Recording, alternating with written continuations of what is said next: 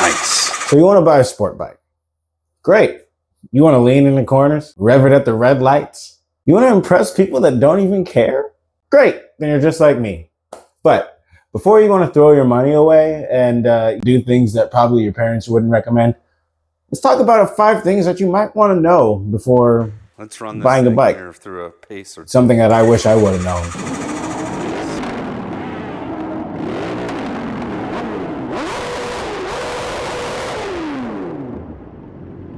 And I wasted a lot of time, money, and effort trying to figure it out. But here's a bonus tip. This bike is not going to get you any girls. The reason you ain't getting no girls is not because you don't have a motorcycle. No. It's because you ain't got no game. Get that through your head, and we can move on with the rest of our lives. Now, the 5 things you need to know. First, gear is not optional. It is not a suggestion. It is an entry fee. It is required. Your noggin is that important, okay? You ever see a dude riding in short shorts and be like, that's a future skin graft patient? Sounds painful, doesn't it? Do you know what they do for a skin graft? They take stuff from maybe your butt or your leg or your thigh or someplace that's got a little extra meat and put it where you lost all your meat. Wear your gear. I promise you it'll save your life and money and time on hospital bills and being out of work because you decided to fall on your motorcycle doing squid things. It's okay. We all want to do squid things. There's a time and a place, and there's a gear for every level of squid, promise you. So, since you dropped $7,000 on your sport bike, or your Harley, or whatever the heck it is you're riding, first, buy your gear. You should spend probably $500 to $1,000, depending on your budget, on your gear. I promise you, you can't go wrong. Look, this right here, this is my helmet. It's been through 1 season of riding. I haven't crashed really hard enough to actually use the helmet, but it's made it through all of that, and check it out. $225. Sedici Strata 3. It's got DOT, so it's cool in America. It's got ECE 2206. That means you can take it to the track, and it has a lot more protections on it. So whether you roll over or just straight on go into a wall, at least you'll have the helmet to give you the best chance of surviving. Listen, you're more likely to get destroyed on a bike than, well, in a car. So why not at least decrease the odds of you dying by wearing a helmet and a proper gear? $40. Pair of gloves. They'll protect your hands, knuckles, and everything that's attached to your hands because let's be honest, you need those to ride a bike. And if you have skin grafts onto your hand, you're not going to be using those very much. Maybe not if at all. I don't want road ash on my hands. That's all I'm saying. Wear your gear. You have boots, jackets, jeans, and gloves. Those are all important, but none more important than a helmet. I promise you. None more important. That is a requirement. Get that through your head before you raw dog the pavement. You should have put just as much thought into that as you do with a one-night stand. Put a condom on, put a helmet on, save your life.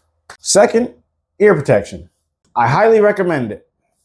This right here, $20 for the rest of your life. I have 100 sets in here. You can reuse them once, maybe twice, or all day, depending on the ride that you go on. However, the point is that you're protecting your ears. It's not so much the engine. Yes, the engine will get to excruciating decibels if you let it.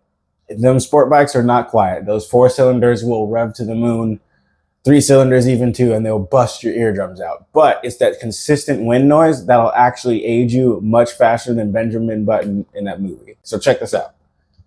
$20 and hear like your age for the rest of your life. Or forget that and you have 90-year-old ears as a 30-year-old human. That's gonna suck. I promise you don't want to start every conversation with, or can you repeat that? My girlfriend don't. Yes, surprise, I have a girlfriend. And no, it's not because I got a motorcycle, but that's beside the point. It's because I can actually hear her and respond to her on time. Anyways, that's beside the point. All right, thirdly, get a running bike. Trust me. I bought a bike for $300. Not only was it a piece of junk, didn't run, needed just carb work or just a few things, and 3 months later, and well, a lot of my pocketbook later, I now have a running motorcycle and I can drive it now. But I could never get rid of that antsiness that I had up until the point where I drove it. So look, get a running bike. Don't go into crazy debt, but get a running bike. You'll save yourself a lot of anxiety, a lot of depression, a lot of disappointment, a lot of broken knuckles and all that kind of stuff trying to fix it, and a lot of hair pulled out. Yes, my hairline used to be farther forward. I promise you it does. There it was. I promise. Get you a motorcycle that doesn't run and it will start receding or it will start graying, depending on who you are. Mine did both. I diet. Just kidding. Lastly, or fourthly, I should say, not lastly, you want to consider what kind of riding you're going to be doing. Are you going to be riding like Rossi? You're going to go to the track every weekend or make that your entire life? Or are you just commuting to and from? If you're just commuting to and from, I would advise you to reconsider a sport bike. I commute with it. I like it. I know what I'm getting into. The ergonomics are something you really need to consider if you're going to commute, carve the canyons, do both, or just take it to the track. Because if you're just going to take it to the track, I wouldn't recommend a Harley. It's a 700-pound piece of steel with a lot of torque, not a lot of power actually for the amount of money you're getting. But that's beside the point. You can't get a proper lean angle without dragging peg and, maybe losing some of your exhaust on the way around a corner. So consider your ride. Also, certain bikes will put you in a spotlight. The louder that it is, the more you're either going to be hated or loved. It depends on, if you're dealing with a Karen or not, really. Or Ken. Isn't that the equivalent for a man? Anyway, the point is, consider your ride. Do you want to sit there and hear the rumble of a V-twin? More than just Harley Davidson makes those, by the way, just so you know. Or do you want that high-revving, low torque at low RPM straight line monster? I'm a sport bike guy. You can be a sport bike guy. You can be a Harley guy. The point is, consider your ride. Next, insurance. Yes, we all have to talk about it. We all have to get it because, let's be honest, your life is worth it. I drive a 250cc sport bike. It's not really fast enough to be a sport bike, but it has the ergonomics and the look of a sport bike, so it's considered a sport bike. It's very beginner friendly. I've only been riding for a year, and let's just say it's exactly what you need to be a beginner rider, but that also keeps my insurance down to $20-something a month. Can't complain. 20 bucks a month, 10 to 12 bucks a week in gas. It's a great bike. But you also got to understand that a bigger bike comes with bigger insurance costs. And if you buy it from the dealership, you are going to have to get full coverage. You should get full coverage anyway, but the thing about it is, do you want to pay full coverage on a bike that 10 to 12 years old still runs like a top? Or do you want to pay, a lot of money on a sport bike that you just bought and you just got at the MSF course? Come on, man. Think about it. The less experience you have, the more expensive, the more bigger leaders in bike that you have, the more expensive it's going to be. It's just the way it goes. You're also paying more for it. You're also paying more out the door for it. So really consider, especially if you're a beginner, that whether or not you're willing to crash this bike or not, because it's probably going to happen. I've nearly done it. I've done it as soon as I got it riding. The very same day, I crashed it in the dirt. I repaired it the next day. Crashed in the MSF course.